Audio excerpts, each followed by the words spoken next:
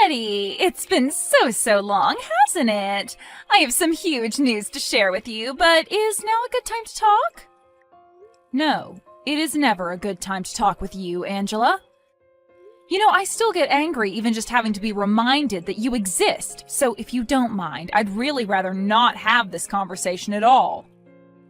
Wait, what? Now hold on for just 1 second there. I mean, you haven't heard from me in years, and this is the way that you choose to greet me? Don't you think you're being just a little mean? Are you telling me that you've already forgotten what you did to me? I thought we were friends, or at least friendly, and you stabbed me in the back. You have really got some nerve coming to me asking if I want to catch up about your life. Oh, but that was already 2 years ago. You really have got to get over these things, Betty. I mean, what is there even left to be mad about? It all happened so long ago. Well, I don't care how long ago it happened. I am never, ever going to forgive you for what you did to me. I mean, our daughters used to be friends at preschool. I thought that we got along too. You were always someone I felt like I could trust. But then you had to go and steal my husband away from me. Surely you can't still be hung up over all that, right? I mean, I know I probably shouldn't have done what I did, but it's not like you can really blame me for going after something that I wanted, right? That isn't true, though. You were always trying to go after my husband, and you know it. You were probably just pretending to be friends with me, too. Also, you could get to Dave. In fact, you even said as much to me before, don't you remember? Right, but what I'm saying is that Dave was a serious catch.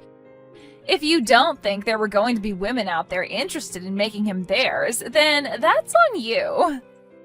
Besides, I was a single mother. You have no idea just how tough I had it. And then when I met Dave and found out this handsome man also had a good-paying job, well, what was a woman to do? So yeah, I was trying to steal him away from you for a while, but it worked, didn't it? I knew talking to you like this was a bad idea. Just reading these messages is already making my blood boil. But anyways, Dave is your husband now, and I don't see why I should have to know anything about your lives. So if you'll excuse me, I really must be going now. But wait, you can't leave yet. I haven't even gotten to talk to you about my big news.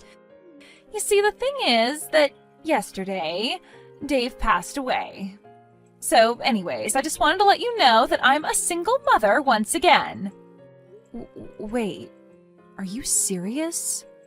Dave is dead? Yeah, he had been complaining about some kind of chest pains for a while, but then he was also complaining about always being too busy with work to go and see a doctor. And then yesterday he just collapsed at work and never got up. It sounds to me like he had a stroke. I see. Well, thank you for sharing that information with me. I really had no idea that Dave was gone. I guess this means that I'll have to break the news to little Julia then. He really was taken from this world too soon. Like, couldn't he have waited just a little longer? Can you believe that we were only married 2 years before he kicked the bucket?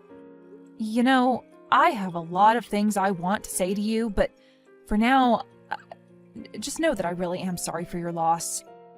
I hope that wherever he is, Dave is in a better place now. Thank you for those kind words, Betty. But you really don't need to waste any time worrying about me, you know. I may be single again, but I'm not going to let that get me down. I'm going to move on with my life. And it also helps that I get everything in Dave's will, too. I'm sure that all that money will help me in recovering from my tragic loss. Wait, what do you mean? Dave left you money in his will? That's right. I really just can't believe he's gone. I mean, I was just starting to really enjoy the life of being a wife of a CEO. But now that he's gone, I guess that just means that I'll have to have enough fun for the both of us. Well, I'll try and avoid speaking ill of the dead.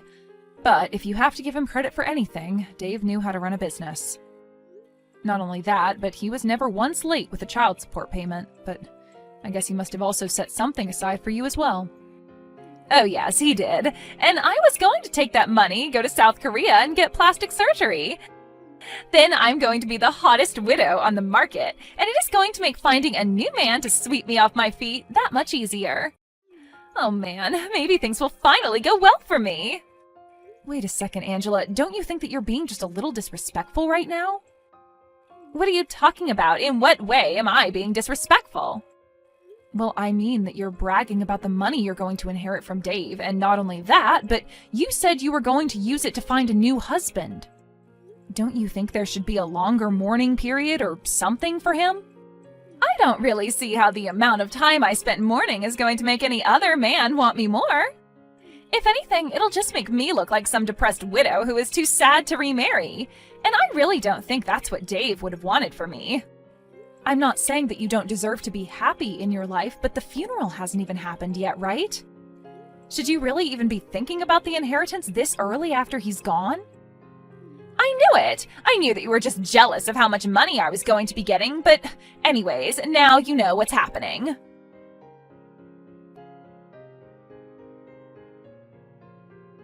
Hello, is this Betty?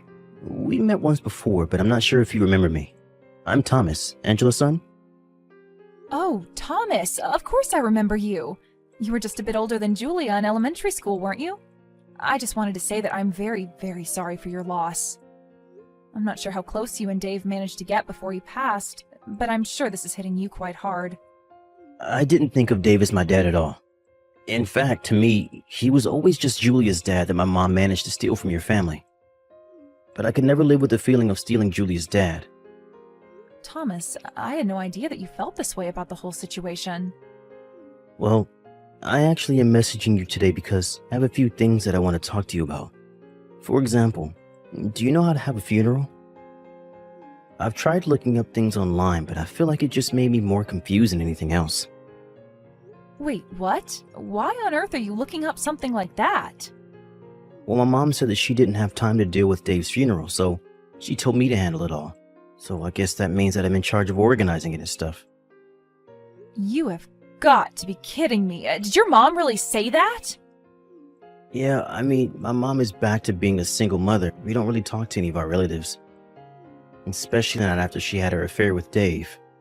That was the last straw for a lot of people. But anyways, that's bad for me because it means that I don't have anyone to ask. But wait a minute. Where is your mom right now, Thomas? I mean, why in the world would she leave arranging the entire funeral up to you? Well, my mom is actually out of the country on vacation right now. She told me that she just found out that the check for Dave's money just cleared and that she was off to spend it. She's away on a vacation right now? So not only is she not going to be at Dave's funeral, but the reason she won't is because she's traveling? Betty, I just want you to know how sorry I am that you've had to deal with my mom's antics. I really am always trying to stop her from acting this way, but anytime I say anything to her, it's like talking to a brick wall. She doesn't listen to anything I have to say. And this morning when I woke up, she was gone. Thomas, please, you do not have to apologize to me for what your mom does. In fact, I'm glad that you reached out to talk to me about all of this. I'm very proud of how maturely you've been acting about all this. As for the funeral, that isn't something a child should have to plan. You can leave it all to me. You mean it? You really want to help plan your ex-husband's funeral? Even after he left you and Julia for my mom? I don't know what to say. All this time I thought that I should have had to plan the funeral as a kind of punishment. You don't deserve to be punished for anything, Thomas. You haven't done anything wrong. You're a very sweet and kind boy, but this is something the grown-ups should have to deal with. But what I want to know is, if your mom is away on her trip, are you okay? Do you have enough food in the house for yourself? Kind of. I've been eating a lot of frozen meals that I'm getting from the store, but I'm pretty used to it after all this time. All this time? What do you mean by that, Thomas? Well, I just mean that my mom never cooks for me to begin with, so ever since I was little, I've always been eating prepared stuff from the store. But when my mom married Dave, she told him to give me more money to buy food, so I was actually given a budget of about $20 a meal. And Dave really had no problem with you never eating a home-cooked meal at all? I don't know whether or not he minded, but he was always too busy with work to do anything. I mean, we would eat out together at restaurants from time to time, but that was it, really. So neither Dave nor your mom ever cooked a meal for you themselves? I don't get it. Don't they understand how important this time of your life is for growth? Thomas, I want you to come over to my house right away. You are welcome to stay here until all the funeral business is done with. Wait, what? You can't really be serious about that, right? Of course I'm serious. Besides, Julia is always talking about wanting to see you. She hasn't seen you since Angela and Dave got married and you transferred schools. I think it's been at least 10 years since you last saw each other. But there's no way that I could ever face your daughter in person. I mean, my mom was the person who stole her father away from her mother. I'm the son of the woman who completely ruined her family. But you didn't do anything, and you can't blame yourself for this. This is all on your mom, and you shouldn't feel any responsibility for it at all. Now please, come over here and enjoy some real food. Honestly, someone your age shouldn't be having to deal with all of this. It's just tragic. Betty, thank you so much. Of course, but I just wonder if you haven't already forgotten where I live. Anyways, I'll think of something special to cook for dinner tonight, so you hurry on over here.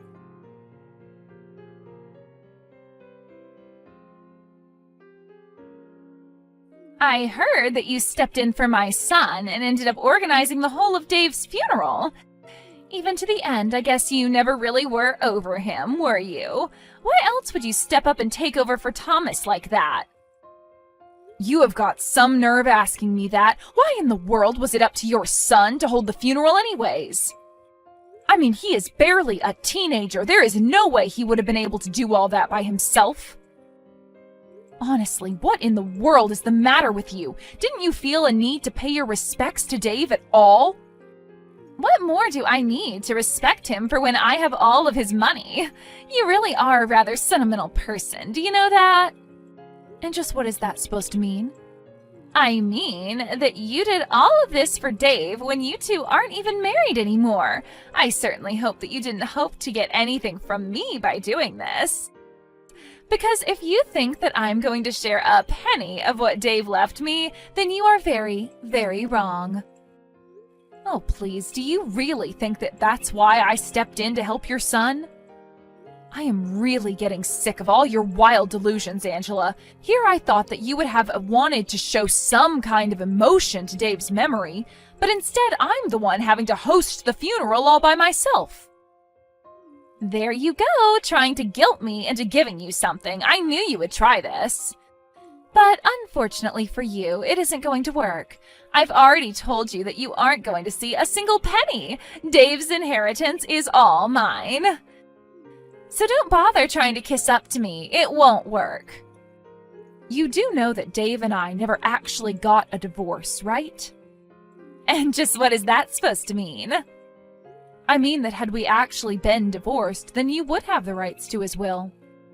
But the fact is that Dave and I never finalized the divorce, so we were just separated. But legally, we were still married. So basically, I have a much stronger claim to his estate than you do. What in the world are you talking about? That doesn't make any sense. Dave and I were married for 2 whole years before he died. That's the reason why I stole him from you. Besides, I know for a fact that we signed the wedding documents and everything. But did you actually see Dave ever take them to the courthouse for processing? Of course I didn't. Why would I both need to follow him all the way there? I signed the papers. That means we're married. It really is as simple as that. After we signed the documents, I left it all up to Dave to take care of. Well, then I think that Dave might have tricked you because you two were never married. You really have no idea what you're talking about. Do you know that? Oh, I'm afraid that I do, though. You see, I never forgave either of you for your affair. And one way that I got my revenge was by refusing to divorce Dave. It would have been so easy to just sign the papers and be done with it, but then I knew that that would make things even easier for him. I still carried around my grudge against you two, so I never ever signed any kind of divorce papers. You have got to be kidding me! I'm not at all. And Dave knew he had no choice but to go along with it, since I could have taken away his visiting rights to see our daughter. I told him that if he and I get divorced, that he would never ever see his daughter again. You did what? But this doesn't make any sense. This is the first I'm hearing of any of this. Well, now you know that for the past 2 years, your so-called marriage to Dave was all a lie. But surely the courts would have seen that we were together. I'm afraid that it's not a matter of that at all. Dave's will lays out quite explicitly that his wife is to get everything. And that would mean that it all goes to me. It doesn't really say that, does it? Surely there's got to be a mistake here. My name has to be on that somewhere. There has to be a version around here with my name on it. Well, you said he died suddenly from a stroke, right? So what makes you think he would have even made something like that?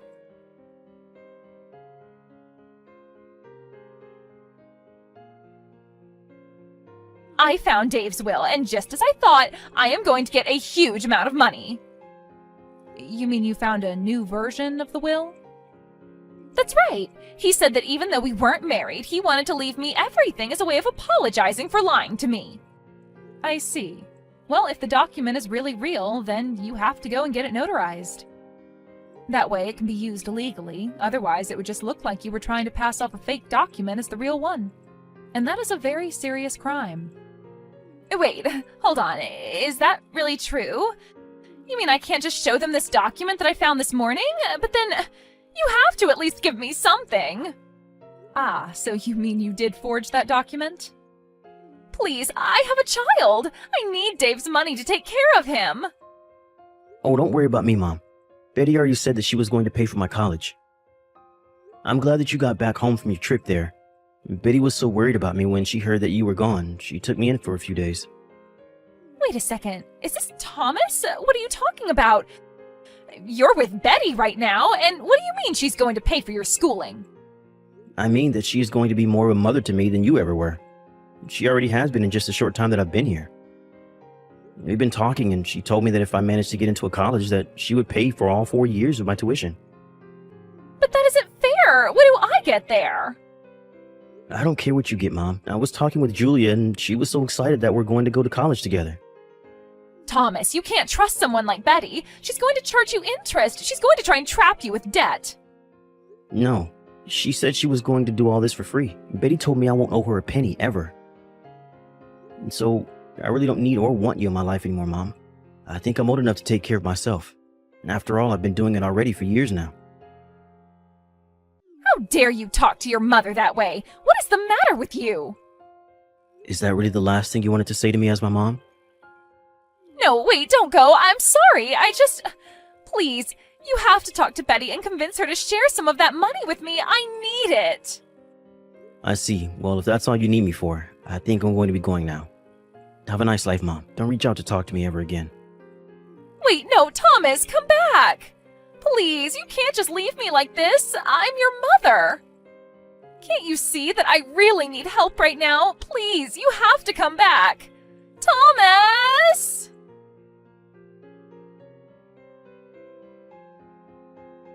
After that, I talked with Thomas and agreed to let him live with Julia and I. He really is a brilliant kid, and he excelled in all of his classes. By the time he finished school, he was valedictorian and even gave a speech to all of his classmates. Julia and I support him through the college application process. By the time he heard back from all the schools he applied to, he had 5 different full-ride offers to choose from. I continued to get harassing messages from Angela begging for money. She even hired a lawyer and tried to sue me. But she quickly burned through what little money she had left doing that, and it got her nowhere. Now that Thomas is in school, he tells me that he swears to pay me back one day. And I tell him that he has nothing to worry about at all.